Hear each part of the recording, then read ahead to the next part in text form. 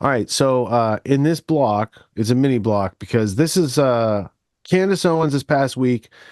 For the past couple weeks, she's been doing genealogy research into Kamala Harris's background, which is fascinating in and of itself.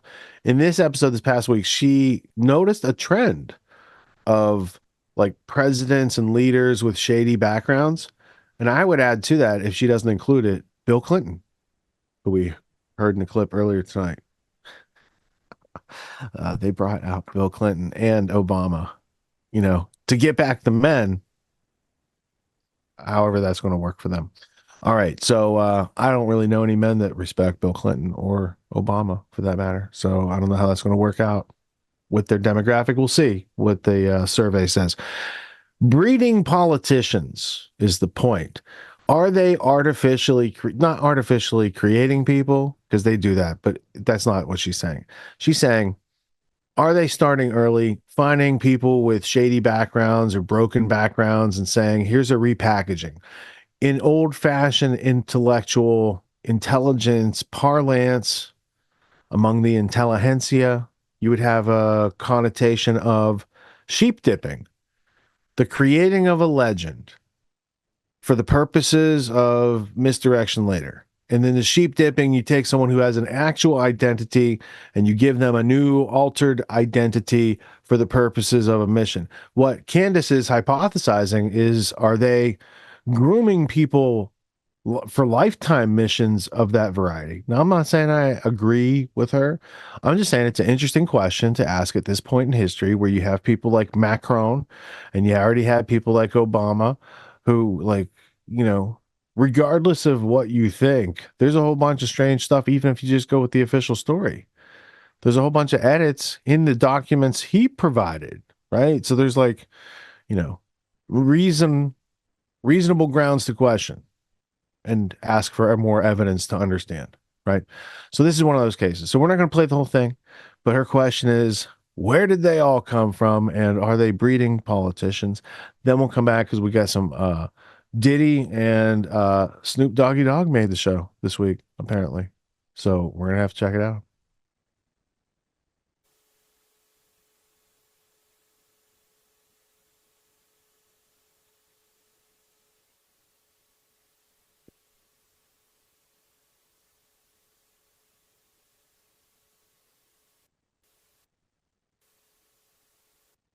I he was selected and that she was groomed by government agencies. I'm comfortable saying that publicly. I hope Kamala comes out and sues me because that would afford us discovery so we can get answers to many questions that we have. She would have to prove that what I was saying was untrue, thanks to strong defamation laws. I've been receiving, by the way, as of late, a ton of emails about Tim Walz as well, Kamala's VP pick, a suspicious VP pick, because who exactly picked him? Absolutely no one out there thinks that it was Kamala herself that said, yeah, give me the governor of Minnesota, huh? Who is he? What do they have on Tim Waltz? If anything, today we're going to take a brief look into some of the rumors that have been circulating about him. So let's immediately get started. Welcome back to Candance.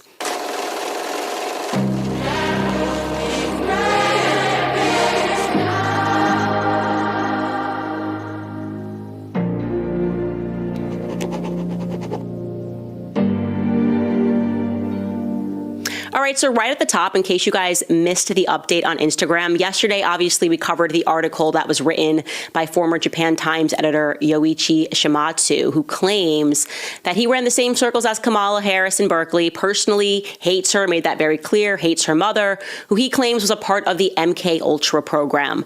Now, we did not speak much or at length about the MK Ultra program. We have very much on this show. For those of you that are new to listening to this podcast, it is an important program for you to familiarize yourself with, because you do have to become awakened to how tremendously evil our government is, that they engaged in this long period of being quite obsessed with how to brainwash people. And I'm talking brainwash individuals. They were obsessed with being able to delete memories from their brains and being able to insert memories into their brains. Really terrifying stories of people that they were able to convince to commit crimes, people that you thought, when you learned about all these serial killers, oh my gosh, Netflix telling you about serial killers, this must be the story.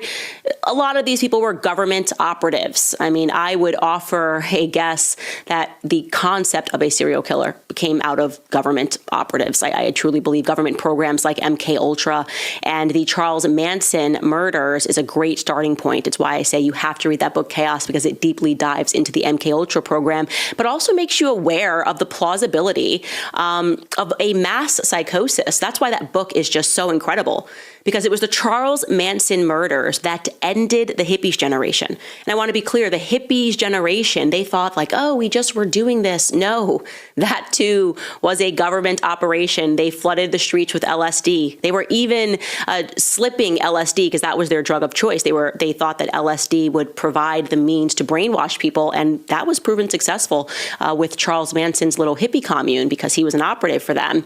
And they were obsessed with getting people on LSD. I believe the reasons for that was because they wanted to crush Christianity in this country. And what better way to do that than via the sexual revolution? Everybody's sleeping with everybody, living in a commune, sex, love, rock and roll. The music is adding to that. Music, it's real frequencies. It makes you feel a certain way.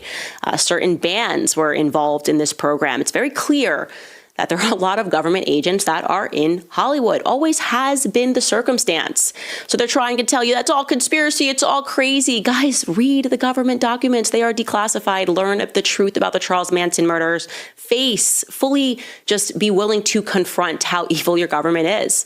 And it wasn't just LSD, by the way, that was being used as a mechanism to control people and to brainwash them. It was also sexual assault. They wanted to experiment with whether or not they could brainwash people via sexual assault. You can look this up, by the way. It's so abundantly obvious and true that even Wikipedia shares that basic information about the MK Ultra program, and it's really shocking to see how many people are on that list. Trust nothing when Netflix is presenting to you a deep story about somebody. Oh, let me tell you the truth about Jeffrey Dahmer. I have my own suspicions that he too was somebody that was a part of a government program. Anyways, we're not going to get lost on that. The point is that the government is interested, has always been interested in how to brainwash the masses, how to brainwash individuals. And this is something that I have been rather obsessed with this year, learning about various psychoses. I think most people are joining this program now because we're realizing that COVID, we got to really just see a mass psychoses implemented before our very eyes. Some people who are listening to this podcast fell victim to it. And by the way, that is understandable. It's totally understandable. You have to forgive yourselves because these people are way ahead of the ball. They know how to do it. They know how to use the media. They know how to use repetition. They know how to use gaslighting. Sigmund Freud being the father of these techniques. They are way advanced. But you guys, we are all kind of catching up to this. And there is just something about this man, this journalist, Yoichi, coming out and saying that Kamala Harris's mother was a part of this program that just makes perfect sense. Claiming that Kamala Harris, in that same piece, was previously married to a British-Canadian guy and basically used her connections within the deep state to virtually delete this from the record in preparation for this run. That just passes the sniff test for me. We did our due diligence on that very quickly, and we came across what we were clear was a potential record between a Kamala D. Harris and a Philip D. Henderson that we found in Reno. Now, we were supposed to receive that record today from the recorder's office. It said 24 hours after we paid for it.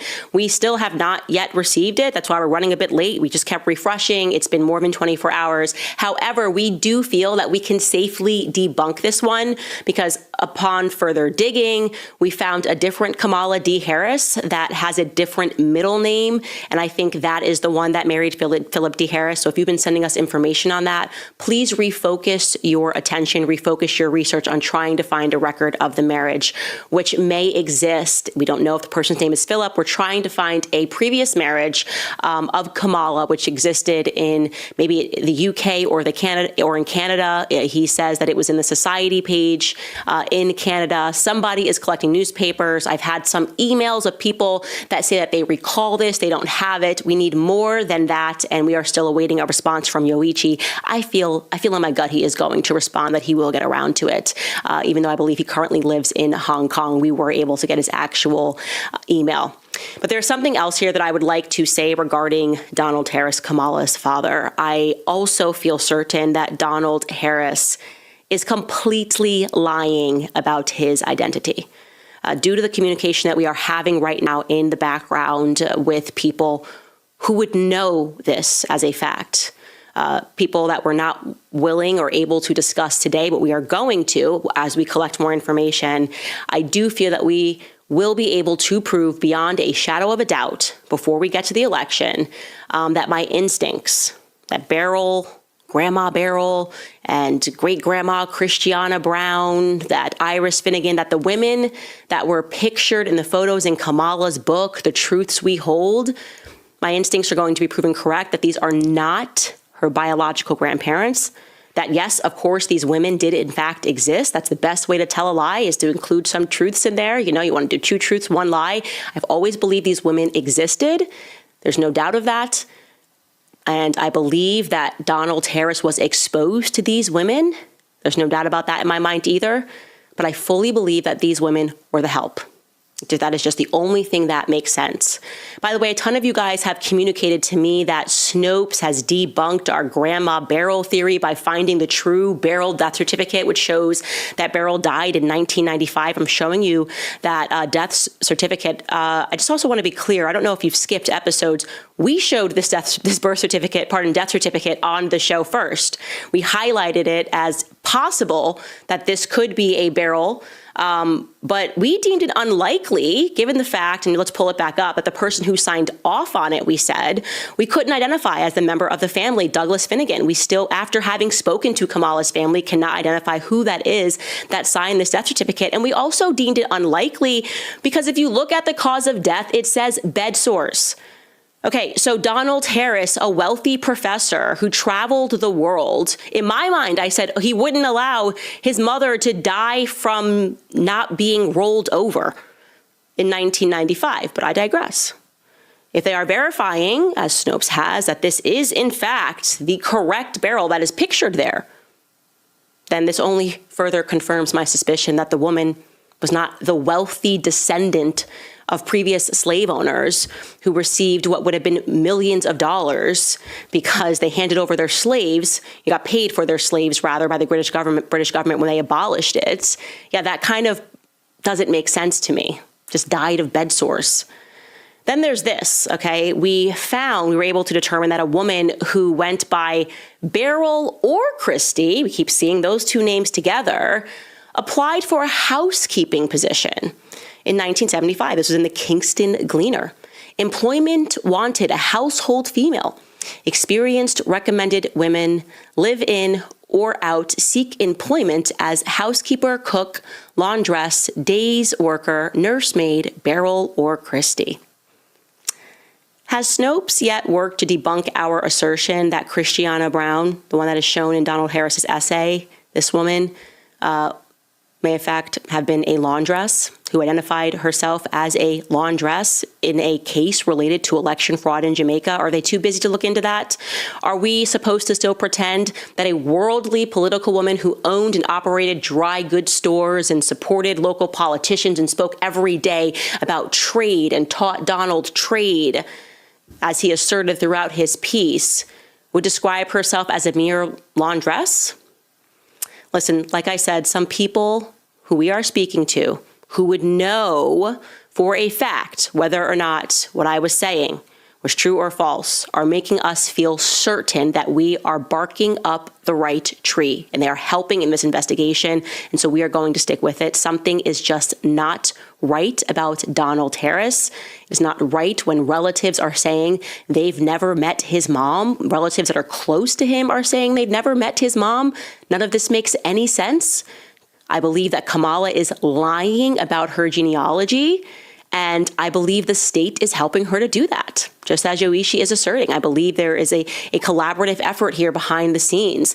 And my gut sends me that way because I mean, I just put myself in her situation. If I had a person with a platform of my size out there saying, Candace is lying about the fact that her grandma was born and raised between St. Thomas and Tortola and grew up on the islands, and like that her grandma is black, I would be first and foremost livid because of how close I was to my grandma, okay? Like raised in her house during my formative years. My grandmother is Caribbean. Like I would be in 5 seconds out there being like, who are you to tell me that my grandmother is not black, to tell me that my grandmother did not grow up on the island, to tell me that my grandmother didn't have a thick Caribbean accent. And first and foremost, I used to correct my grandma. She'd say, throw it away. I said, Grandma, it's throw. It's throw, Grandma. Throw it away. No, Grandma, it's throw, Grandma. When I was a little kid, she'd be like, out the light. I'd be like, Grandma, we don't say out the light. It's turn the lights off, Grandma. There's just no way that I would just be mum, only just one picture of her in a book, and then like, I'm not even going to answer any questions about my heritage. Something is wrong. We all feel it. She is lying about her genealogy. And the person that I'm in communication with, like I said, we're collaborating right now, who is being very forthcoming with information, told me that in Jamaica, there was this huge importation of a lot of Chinese and Jewish communists, or rather people who purported that they were fleeing communism, who then settled in Jamaica, is what I should say, right? So they get there in Jamaica, and I find that to be of great interest to me because America dealt with a similar influx of a bunch of immigrants who purported to be fleeing communism in Russia, who didn't actually flee communism. They brought it to America. Hence McCarthy, Senator McCarthy, he was a hero. He was telling the truth. You learned that wrong in your history books. Communists are very good at assuming different identities. They are gypsies. And I remain extremely bothered by the fact that Kamala just didn't mention the fact that she had all these white relatives that she was extremely close to anywhere. She just rinsed it completely from her background and her history. I find that to be a severe lie by omission. Here's the thing. I know we're not supposed to go down in conspiracy land. I just live there permanently because I think conspiracy land is gut land, and we are just all coming to terms with the fact that something is wrong. There is too much synergy between what is happening in France, Emmanuel Macron, his shady background, his wife, who's definitively born a man, okay? Him also being raised by his grandparents, shady, broken family structure, didn't really know his parents growing up, but his grandma was there and raised. It's all so related. The Barack Obama story follows the Emmanuel Macron story, follows the Kamala Harris story. How are they all growing up with such a similar non-existence? Just a non-existence, right? Like it doesn't make any sense that this many people who are being put into positions of power have such shady upbringings. It's not that difficult to say, this is my mom and this is my dad, and they raised me in some capacity. Also, remember yesterday when I said that there was virtually no information? They tried to wipe the information that Barack Obama lived for like 8 to 10 years, first 10 years of his life in Indonesia. And then like that one reporter found the one pamphlet that showed that he went by Barry Soetoro. And he also went by Barry Soetoro in college. Like his name was Barry Soetoro. And there was very little information available about Lolo Soetoro, very few pictures available about Lolo Soetoro, his stepdad. Well, I didn't realize that Judge Joe Brown, man, that judge is coming with the receipts, actually sat down in an interview with Scoon TV and called out Lolo Soetoro. He claims that he was a CIA operative. Take a listen. Well, there are pictures of Bush with his arm around 8-year-old Barack Obama because his stepdaddy, adopted daddy, Lolo Soetoro, had done a lifetime worth of business with the Bushes. Wow. Uncle George Herbert Walker, after whom George Herbert Walker Bush, Bush 1 president, was named, founded Halliburton in 1946 in Oklahoma. And Lolo Soetoro had been international executive vice president for Standard Oil. There was talk of him being a CIA asset. Well, yeah, see, he ran the death squads for the Indonesian army. On his own call, anyone could be assassinated. So when George Herbert Walker Bush became head of the CIA under the Ford administration, he just got with his old buddy in the oil business, Lolo Soetoro, and pulled off the hits. See, Barack's grandmother has been acknowledged as being the woman that operated the channels through which CIA money went to the Southwest Pacific. So she introduced her daughter, who had just had Barack, to Lolo Soetoro, and they got married, and Lolo Soetoro adopted Barack Obama. The name was changed to Barry Soetoro. Now, when he went to high school in Hawaii, I know about that high school. I almost sent my oldest son to it. I could afford it, but I didn't think he deserved it. 20 years ago, the tuition was $95,000 a year, not including room and board. When Obama went there, I've talked to two of his classmates. They independently state that the tuition, not including room and board, was $45,000. Now, Business Insider reports his income for 2017 at over $200 million net. That's after taxes, deductions, write-offs. For this last year, 2018, they reported it as $570+ million. And that's after all deductions, tax, right? Trump doesn't make that net. I mean, even some of the richest people in America don't make that. Why? Because when his stepdaddy died, he was one of the 10, 15 richest men on earth. And he left everything in a trust fund operated out of Indonesia, so the American government can't touch it. That makes Barack Obama 1/3 beneficiary for the assets of one of the 10, 15 richest men on earth. See, so we got a game run on us. So, you know that little thing that Bush W does when he gets with Michelle, they giggle and he gives her candy. The inside thing is that's supposed to be the same kind of candy he used to give to her husband when he was 6, 7, 8 years old. Oh, wow. All I'm saying is that when you hear the truth, it just hits differently, and it's the only thing that makes sense, because we're looking around and we're going, where are these people coming from? Like, it feels like they're just being minted as leaders. I mean, Kamala Harris didn't even win. They just moved Joe Biden aside and said, here you go, vote for Kamala. I mean, that's completely crazy.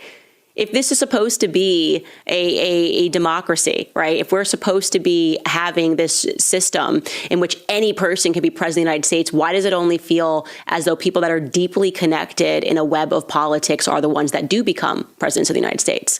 Why does it always feel that it's somebody who has a shady upbringing, okay, someone like Barack Obama, who spends time on an island, very likely was a part of a military program, people like the Bush family, like the Clinton family? Why does it feel as though we don't have the system that we purport to have?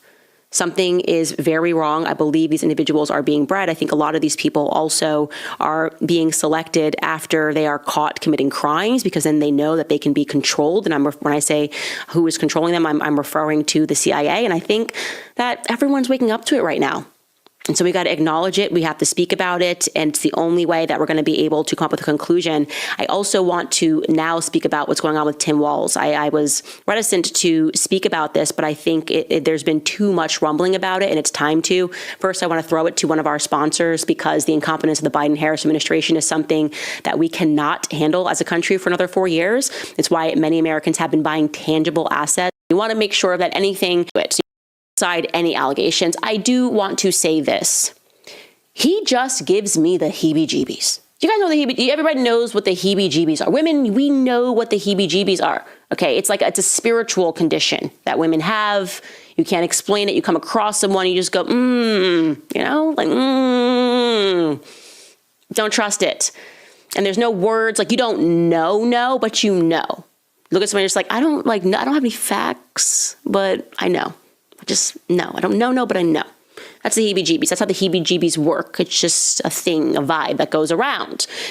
What we do know for certain regarding Tim Walz is that he has a loose relationship, I would say, with the truth. I mean, it was back in a radio interview in 2019. He claimed that he was in Hong Kong on the day of the Tiananmen Square massacre. He wasn't. And they said, oopsie, I got my timeline mixed up. Like, really? I feel like that's not something you forget. Like, I was there 9/11 at the World Trade Center. Oh, actually, I was a little confused. I was a couple of weeks later, and I was actually not even in New York. Huh? Then there was like the Harris campaign circulating a clip on X where he was speaking about gun violence. And he said, we can make sure that those weapons of war that I carried in war is the only place where those weapons are at. And he heavily suggested that he was therefore in a combat zone, like weapons I carried in war. And it turned out that that just wasn't true. According to the Nebraska Army National Guard, he enlisted in April of 1981, just 2 days after his 17th birthday. And he entered service as an infantryman, completing a 12-week Army infantry basic training course before graduating from high school. In 1996, he transferred to the Minnesota Army National Guard. In 2003, he was deployed to Italy, which was just like a support position of the active military forces. He was never actually put in the combat zone himself, which explains why he cannot even load a shotgun. I can't believe he did this, had cameras following him. He was just going to show he's a man. And we're supposed to believe he's like some war vet and he's going to go shoot some pheasant. And unfortunately, just couldn't load a shotgun. I mean, take a look at this. It's just incredible. That's my theory. And it never fits quite right. Never fits quite right. Just not quite right. How do you give it back? Governor, what kind of gun is it? This is a Beretta A400. I bought it when I was shooting a lot of trap because it has a kind of their patented thing, a kickoff. So when you get old, it doesn't hurt your shoulder as much. I think that was it was supposed to be designed as some press that was going to bring Republican voters to him, and it did the exact opposite. Let me tell you, the red-blooded conservatives will not be voting for him based on that clip of him being completely unable to load a shotgun despite not being in a combat zone. Anyways, the allegations that most people have been reluctant to cover, there's no big conspiracy going on here. We're just waiting for more proof. They are, of course, way more serious than whether or not he was in a combat zone. Look, here's the thing that I'll say. Stereotypes. I like them. I believe in them. I don't believe stereotypes come from nowhere. I think it's fine for us to admit, like, hey, if you had to pick like the greatest driver in America, you wouldn't be like, give me the Asian woman, right? I think that's fair. I think it's fair. There are Asian stereotypes, black people stereotypes. Like if you're like, hey, I really want to get my accounting done, taxes done, like you're not going to be like, give me the female black girl. I don't know. Of course, I'm not saying you can't be like brilliant. My sister's an accountant and she's really good at math. But I'm saying if you just had to like quickly pick someone in a room based on stereotypes, you're like, okay. And there are straight man stereotypes and there's homosexual man stereotypes. And I would just say, like, as a straight man stereotype off the bat, I don't think that straight men, when they are employed at schools, like start clubs for homosexuals. Like, I just don't think that that's something that happens. And Tim Walz did that. And the NPR like kind of came out with this story and really tried to sell it to Americans by writing about a guy named Jacob Rattan, who apparently was one of the students at the school that Tim Walz went through. I'm going to just read this to you directly. Taunts and threats escalated as rumors about Jacob Rattan's sexual orientation swirled around his southern Minnesota high school during his senior year in 1999. Like right there, I was kind of like, really? Like in the 90s, like taunts and threats for being gay. It's giving the Laramie Project vibes, which is like, we're not being told the truth. Whatever. Let's just take this at face value. It goes on to say someone chalked a slur on his driveway in giant letters. Like, was I living in a different 1999 existence? Like, I feel like everybody in the 90s just like got along. Like nobody was writing like gay slurs on somebody's driveway in chalk, but whatever sells papers, I guess. His mother recalled being horrified by anonymous mail that arrived at their house. Like people were just this obsessed with the idea that someone might be gay in 1999. They were just like chalking up his driveway. After the teenager found his car window smashed in the high school parking lot, this feels like a movie, he told officials at Mankato West High School that he intended to come out of the closet and sought their support to start a gay-straight alliance club. The principal made an unconventional decision in the choice of a faculty advisor for the club, which the high school had never had before in this relatively conservative city. Tim Walz, a geography teacher who was also a football coach, Mr. Walz readily agreed, and the choice came as a relief to Mr. Rattan. So he was selected and agreed that he would help start this club with a kid who apparently, for whatever reason, people were chalking his driveway and smashing in his car because he might be gay. I don't know, doesn't pass the vibe check, but that's what they're saying is true. Okay, so there has been a person who is deeming themselves to be a whistleblower who has been going around to various people. It made its way to me as well, claiming that he was claiming that he's a student that was essentially groomed by Tim Walz and that he will be taking further action. He's been, and again, this could be a person who's just in the mix saying stuff, claiming that he was in some way abused by Tim Walz. And I think it's worth discussing because the rumor mill has gotten big enough. Again, I don't have any concrete proof. For me personally, I would need a person's name to verify that they actually lived to and went to the same school. He claims that he's going to be forthcoming with that. I do a lot of work with Ian Carroll. He is the TikToker, and he went to suss this out like even more. Like he went to fish out the details of this even more by contacting the whistleblower and had a 42-minute discussion with him on the phone, which he felt that the person who came forward was being entirely legitimate, as well as others in the movement who felt that he was being legitimate. But people can be great performers. Anyways, I will allow you to listen to what Ian Carroll concluded after his phone call with the alleged whistleblower. Take a listen. Today, I had a 40-minute phone call with what sounded an awful lot like a genuine whistleblower. This is the phone call. There was no weird, breaks in character. There was no weird, The vibe I can be fooled. I'm no ultimate judge of character. I'm not perfect. I'm also not some professional journalist or anything. But my judgment of what I heard and what I asked and what was said to me, it sounded like it was a real story, and the details seemed to line up not only with what else had been said, but also with what I could corroborate about where Tim Walz was at that time and what he was doing at that time, and who knows. And so basically, here's where we're at. Whistleblower is seeking a legal course of action. Not going to say more about that, but allegedly told me that they are not seeking any kind of payout, that they're seeking only reimbursement for court fees, and basically peace of mind to not have to see Tim Walz on screen in the White House for 4 years. And Whistleblower knows of several other people that experienced the same or similar types of abuse. Whistleblower says they have lots of proof. Allegedly, there is a cache of journals and archive, letters, just documents from the time that help corroborate the story. And they're allegedly stashed where multiple of these people have access to them. And allegedly, they feel comfortable sending photos of some of those documents that won't give away their identity yet, but will at least help to corroborate the story, allegedly.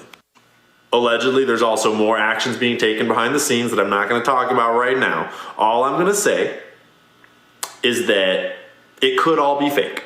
There's no proof of anything yet, and you should treat it as such. Unconfirmed, uncorroborated internet claims. But there might be something there. So look, we need concrete evidence in my view, and that's why I'm not going to show the letter that the whistleblower wrote to the public about what happened. Now, he is describing specific body parts with tattoos. Like I said, he could just be an incredible performer. So we should just be very fair, because with all matters, especially pertaining to sexual assault, if someone just made a claim against me. LD just says, this guy has already backtracked on all this stuff. Do we have more? Is there, did she redact anything? I don't know about her, but I saw Ian Carroll did. I was going to share with you a story from a Minnesota local publication that was tracking a more legitimate claim on dirt on Waltz and all his trips to China. But, you look at it. Yeah, I mean, there could be something there. I mean, is it believable that he formed a club because there was some sort of hate crime going on? I mean, possibly. But if I compare that to my recall of earlier time than that, 10 years before that, this is a 1986. So 13 years before what he's citing as hate crime. My elementary school had an openly gay principal. It wasn't a big deal. And there wasn't any grooming going. It wasn't like he was trying to make other people in his club or anything. It's just you knew the dude was a little light in his loafers. He was a little different. And so I don't think, and I come from a rural part of Pennsylvania. So if that's the attitude there, Waltz is also in a rural part of the country. I don't know. I guess there's ignorant people everywhere, and hate crimes occasionally do happen, and they're not done by the people who claim that there was a hate crime. So I don't know. That would be remains to be seen. If there's other activity that really bring into question his activity with those kids, right? Not just formulating a club for their support, but like taking them out on Boy Scout trips and whatnot, that would be a different type of issue, I think. But, and I think the more legitimate claims against him have to do with his trips to China, his MOS in the National Guard, and types of weapon systems that seem to pop up in that era in China. But well, he seems to be a gunnery sergeant from his handling of those firearms. He's gunny sergeant. Gunny sergeant. And then also, so the original person that was like kind of breaking that story was this Twitter account called Black Insurrectionist that was originally posted it. There were some folks that were trying to coach him on breaking the story. Like, come on, we can help you break this story. And then he was just putting it out like kind of irreverently and just kind of like callously. And everyone was like, oh, come on, man. Like, anyway, so long story short, that account has now since been deleted, or not deleted, but has just deleted themselves. So that account is no longer there. So there was a lot of people calling it out for being fake, clickbait, you know, making up these allegations. And now that it is kind of suspicious that all of a sudden that account just disappeared. So, yeah, I think Waltz is weird enough. You don't have to make stuff up about him. I think the other thing from that interview, from that piece from Candance, was Lolo Saturo. I'm much more interested. I never did that research. If what Judge Joe Brown was saying is anywhere near the truth, that's substantial and should be, I guess, further noted out. But I also, on the flip side, because I got to talk to this camera now, Candance mentioned McCarthy and how we are not given an accurate history of McCarthy. So here's one book about the Venona transcripts. Now, this is counter surveillance. There's spies in our country. We've got wiretaps. They've got encryptions or, you know, some sort of coding going on. We can't listen to it real time, but we have the tapes. And the American government by 1990s had the technology to decode and decrypt. And you find out through books like this and books like this, that there's a lot more validity, and that while McCarthy is a flawed individual in many respects, there was a communist influx taking control that was documented. And I have done a little bit of research into this topic. And when you get into it, it's not just the communists. It's like MI6 running these communists. So you got English-speaking communists that are very friendly to the Anglo-American establishment, which plays into a bigger idea of Western, not just Westphalian, but Western, like specifically British Empire control of communism. And you've got people like Zbigniew Brzezinski, who wrote a couple books. This is his first book. This is how he gets noticed by the Rockefeller Foundation to write other books later. But later, he's writing with this Rhodes Scholar about USA and USSR, because the convergence is what's going on. They're not evolving. They're converging it, right? Which goes back to Charlotte Iserbyt, who said, these organizations with un-American activities seek to change the attitudes, values, behaviors, and beliefs of Americans to merge the Soviet Union with the American empire, which goes back to Yuri Bezmenov that we heard about an hour ago in his observations. And if that was thought-provoking, I highly recommend that you would just go seek out Yuri Bezmenov. They have him on YouTube. He's not censored. Watch his interview with G. Edward Griffin, watch his lecture, you know, get a feel for what was known 50 years ago. Yeah. All right. Well, can I throw some? I was going to say something really quick about her assertions that, like, where are these people coming from? Like, what's going on? And I don't know if you saw in the chat, I put a book in there. Did you see that, Rich? Have you heard of that book? You know what I'm talking about? Oh yeah, I tried to look it up, and Amazon was giving me some, like, make sure you're a human to be able to see the page. Well, this is the only time I've ever seen this book like available to buy. It's like so underground, and that particular copy of the book is going for about $5,000, and it's a book written by Fritz Springmeier, right? Bloodlines of the Illuminati. And I'm curious to hear your thoughts on all this. But now this particular book Now, you guys, this is the title of the book. This is the actual title of the book. The book is called The Illuminati Formula Used to Create a Total Undetectable Mind Control Slave. Now, that's the name of the book. Now, Fritz Springmeier, he's a very interesting character. He's actually on my bucket list of people I would love to interview. I've tried to reach out to him various different ways. But anyway, this particular book, now I've read there's PDF versions that you can get of it, and I've read it, and it's just so mind-blowingly fascinating because, like, basically the way the story goes is that him and his wife, Cisco, they used to work deprogramming some of these folks that were, caught up in either MK Ultra, satanic ritual abuse, like back in the 80s and 90s, and they would work with these people to help deprogram them. And he claims that he also worked with some folks on the inside that were behind some of the programming and some of the MK Ultra projects. And so he had this very in-depth insider view of what those programs look like. And so in the book, he claims that, like a lot of these elites, they have these children that are completely off the books, you know what I mean? And then from the moment they're born, in fact, they're brought in, they intentionally perform like C-sections prematurely, so they're born prematurely, and to bring them into this world under traumatic conditions, there's this constant progression of trauma all the way up through the time that they're born, all the way up to their life. And they actually like breed these people to be psychopaths so that they can then go into positions of power.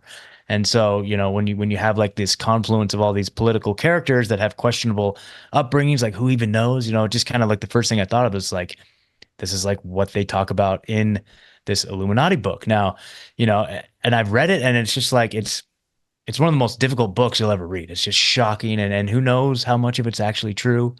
But, it's just it makes the case for something that comports with reality to a certain degree. I'm like, this kind of makes sense. I hate to even admit that this is going on, but, having read it, I'm just like, yeah. And then seeing things like this, it's like, that's within the realm of possibility, So Yeah. How shall I address this? yeah, let's go. Bring it. I've really never wanna hear your take interviewed on it. Fritz Springmeier, Yeah. but he is still alive out there, probably. My recommendation would be this: on such topics, it would be good to become literate on the source material and evidence that actually exists. And then you can read Fritz Springmeier and see what you think, right? I would put Fritz Springmeier right with Tex Mars, who their books are about the same size, and they're written in, I don't want to say a frivolous manner, but it's less than accurate, and the degrees of accepting what is reality and evidence is kind of like hazy at best, right? So I wouldn't say it's, even though it's offered, those are easy things for beginners to get their hands on. It's like behold a pale horse type stuff. I wouldn't recommend reading stuff like that first. I read Fritz Springmeier's, his pre-existing monumental work that he did was called 13 Bloodlines of the Illuminati. Mm-hmm. But I had read about the actual Illuminati and their papers before reading that book. So is there some overlap between the actual and factual and what he writes about? Yeah, there's some overlap. Are there families that have multi-generational power and they pass it on? Yes, these things go on. So there's things that he says that are true and accurate and factual, and then there's other things that I think are specious and just like kind of loosely connected. And then there's other things that I would be incredulous of and then check out and be like, oh, there's some validity to that, right? So you don't want to throw the whole messenger and message out the window. You want to say, you have a sturdy enough foundation in studying the topic that now you can go read something in a gray area, right? Like there's plenty of legit encyclopedia information. There's the Illuminati's own writings. There's Xavier Zwack, who was the courier who got struck by lightning, and that's why they outlawed the secret society in Bavaria. There's a whole chain, and there's a litany of literature on the topic that can be known beyond reasonable doubt. Now go read your David Ikes, go read these people who are going to add in their perspective. And it's not just like a clear perspective of freedom versus slavery. It's like they have a larger definition of reality than maybe you are comfortable with your five senses, right? So a lot of useful things can be gleaned. I don't want to say that there's not. And I'm not saying I'm not interested in reading that new book that you pointed out. I'm just saying I would be interested in reading it because I've read a whole bunch of other stuff on the topic. I wouldn't be afraid of like the signal to noise ratio in the book. Yeah, Right? and I Signal being completely. that which you could keep and rely on, and if you bet your life on that information, it works out. As opposed to, I'm not so sure the origin of this transmission. I don't know if I want to make that part of me. Yeah. Exactly. And I totally felt like you were like, that was going to be your take on it. And I'm not going to plant my flag on it and say like, this is the end all be all truth at all whatsoever. But you it's just found value in reading it. It is value. Yeah. Yeah. There's something there, man. And it's like, it's just, there's a lot of interesting stuff in there. So, and it's just, yeah, that's a fascinating book, just even as it is. So. All right. And then LD and or maybe you had posted this, but let me go to browser.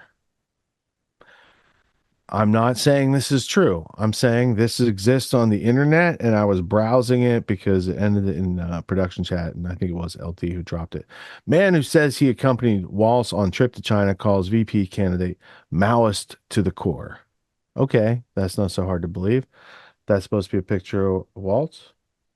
Former student says picture of Tim Waltz. All right, maybe. And allegedly, this is a page out of a newspaper. And allegedly, this is a picture. Gifts from China. Tim Waltz holds a fan. That was one of the gifts he received while spending about 10 months in the past year teaching school in China. Okay. And is there a history of people who want to do weird sexual stuff going over to Asia? Yeah, there is. But I'm not saying that's related here. CSC graduate reaps rewards while teaching in China. So you got in the paper a couple times, and that's about it. So we could get into reading the article. First, you'd have to, like, if you want to take it seriously, you got to parse the words and the pictures and make sure they're all authentic. And I don't care enough about that right now based on that one article to dig into all that. But I have it on my radar that, yeah, there might have been some stuff going on. And yeah, he is a little weird, right? I think it's hilarious they would try to brand, like, remember they said JD Vance fucks the couch, right? He's a sofa fucker. And then they brought Waltz on. They're like, we better stop saying shit like that because it could get raw real quick. Yeah. Blame your enemy for that which you are guilty of course, right? We should start maybe recognizing that. Twice a year, I teach a course called Autonomy. It's a 12-week course. It teaches leadership, entrepreneur skills, executive skills, all these types of things that I saw were taken out of our education system in order to make the schooling or indoctrination system that we've all probably went through. And it has served us well enough to be interchangeable cogs in the machine of the globalists. But if we want a homestead, if we want write our own ticket, work from home job, work from anywhere type of situation, they're not exactly handing those out at the end of college. They give you a piece of paper and they're like, good luck. So reality is dropping us off here, but the demands of reality are up here. So I created Autonomy to help people close that gap for themselves so they can level up their skills to the demands of the situations that life is putting in front of us presently. Life's demands of intellect and understanding precision and complexity are ever increasing. The schooling didn't prepare us for it. The media is not going to do anything but reinforce what schooling prepared us for. And so we're going to have to take a leadership position and take steps off the beaten path to kind of blaze our own trail in life.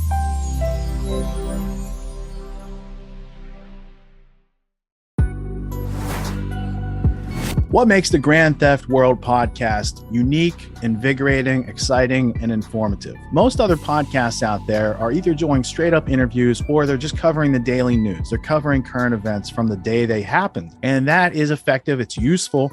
It's a great starting point. And then sometimes these current events change during the week past the first story. So we like to give it a little time. You have to wait till some of the dust settles on these stories in order to give them accurate coverage. And the other thing that's really missing in the media landscape is covering the articles that are coming out every day. That's great. That's necessary. But who's bringing in contextual history so that you can understand what has been going on for decades and decades to lead up to the machinations and actions that we see unfolding today? So what we do here on the podcast is we cover current events. Many of these things are censored, but we wait about a week. As a forensic historian, I focused mainly through my career on the history of globalism and collectivism and things that they call maybe the New World Order.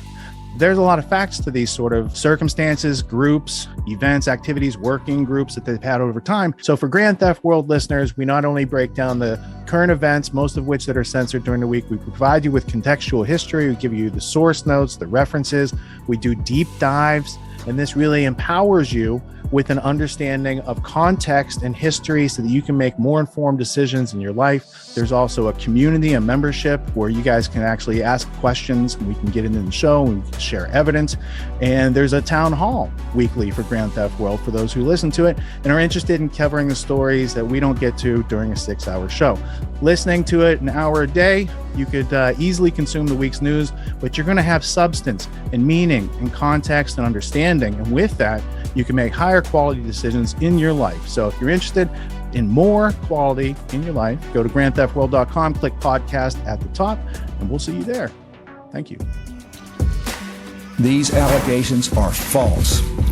This isn't Grand Theft Auto, folks. This isn't a video game. What are the most surprising things that you discovered once you started pulling on that thread? Who he was connected to, what institutions he was influential over, what events he participated in? Come on, man. What are we talking about? Come on, man. No. You don't have to think about it, dude. I got this quote because you said you didn't know much about Klaus Schwab. I made it my job to, as soon as this happened, I'm like, okay, this guy's their front man. Let me learn about the official history of the World Economic Forum. I got their 40-year history. I got every book that Klaus Schwab has written or ghostwritten. I went through those books. This is one of the most interesting passages. Come on, man. Come